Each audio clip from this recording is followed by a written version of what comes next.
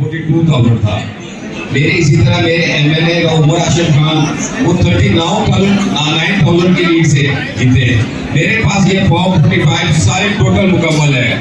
और एक दिन पहले भी कुछ दिन जिस दिन रिजल्ट अनाउंस हो रहे थे आपने कहा हमारा इतना बहुत बड़ा पाकिस्तान सारा अगलाम करके सिपाही सारे निकल आए, एहतजाज हुआ। अंदर खलाई मखलूक और टीसीओ साहिबा और डीपीओ तीनों हमारे पास है।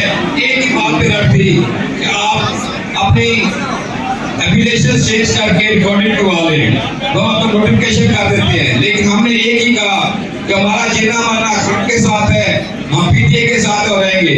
मेरी आपसे गुजारिश है मीडिया से, ये सारे 45 मेरे पास है और मेरे अगेंस्ट जो जीता है वो 2 दफा एमएलए रहा है।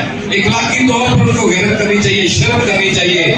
और वो एक पीटीए के अंदर से सिपाही से हारे हैं और फिर उसके बावजूद पिटाई से अपनी कामयाबी का जो कर रहे हैं। मेरी मीडिया से कोई अदालतें नहीं सुन रही, मेरी अपील हुई है, कोई अदालतें नहीं सुन रही। दोबारा हमारी chief justice thank you so much, thank you.